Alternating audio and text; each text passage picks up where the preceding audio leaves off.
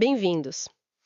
Hoje a gente vai mergulhar numa história muito pessoal, extraída do livro Raízes Fuertes. Isso aí. A ideia do livro é bem interessante. Criar um ponto de partida para conversas em família, sabe?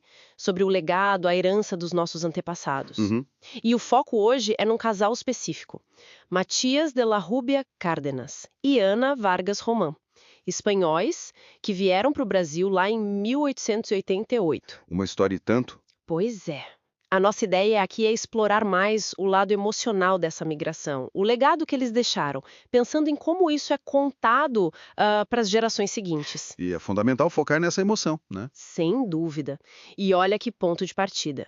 Imagina só: Matias e Ana decidem largar tudo na Espanha, com 4 filhos pequenos e ela grávida do quinto, rumando para o Brasil, para o desconhecido. É uma história que realmente toca pela humanidade. Um testemunho de fé, de união familiar, que atravessa o tempo. O livro parece querer justamente isso, tornar essa origem palpável para as crianças da família hoje. Mostrar de onde veio essa força toda. Exato.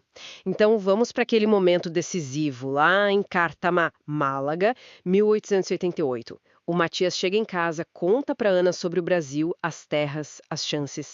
E ela, grávida, com as crianças, como ela reagiu? Olha, a resposta dela é definidora, imediata.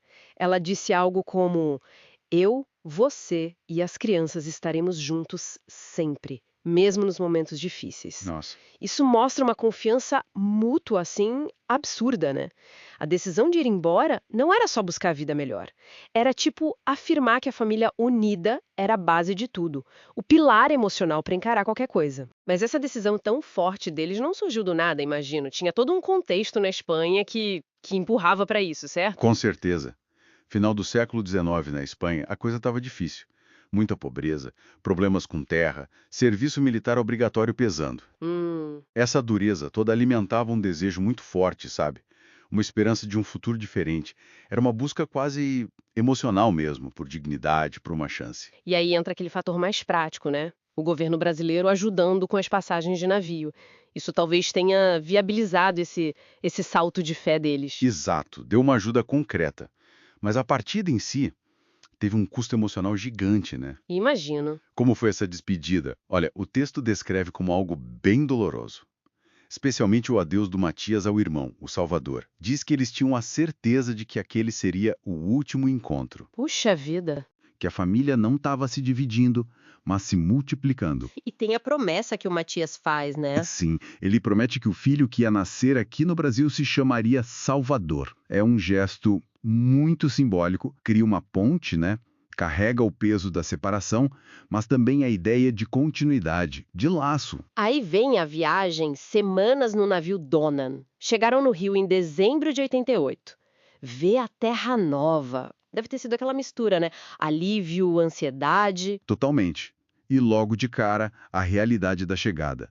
A hospedaria da Ilha das Flores, inspeção sanitária, registro. Aquela burocracia toda. Pois é, e ali eles foram separados nos alojamentos. Homens para um lado, mulheres e crianças para o outro. Imagina a Ana, grávida, naquele lugar estranho, longe do Matias. Nossa, que angústia. E ainda teve a questão dos sobrenomes, né?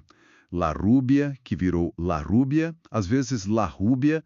Pequenos detalhes burocráticos que acabam mexendo um pouco com a identidade registrada da família. E os primeiros anos aqui não foram fáceis, pelo que entendi. As promessas de dinheiro fácil. Nada disso.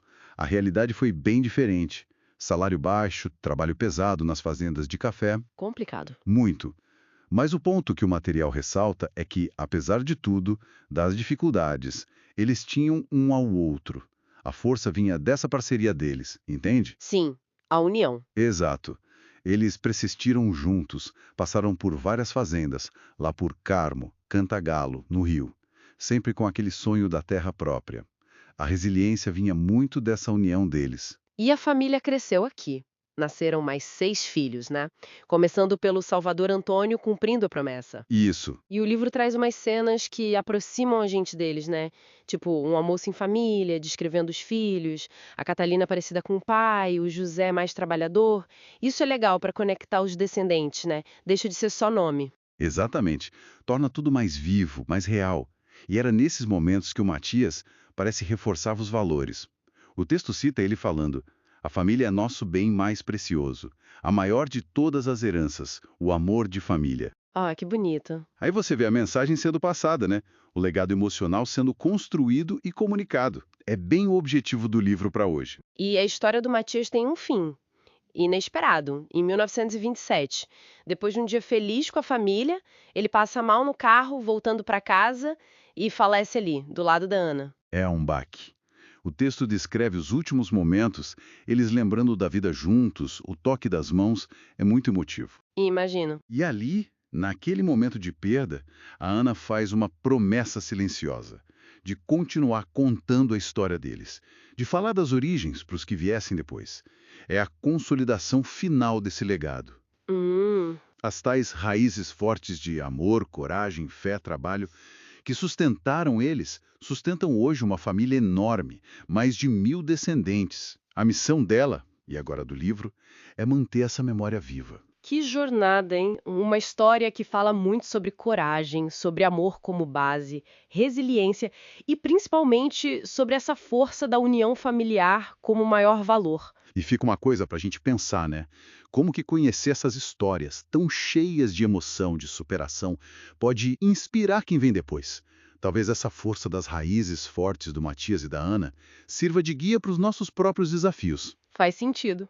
Tem uma frase no final do livro, acho que do Fernando Bravo, que diz: quem não conhece suas origens não tem orgulho de si mesmo. Então, honrar essa memória talvez seja a forma mais forte de manter viva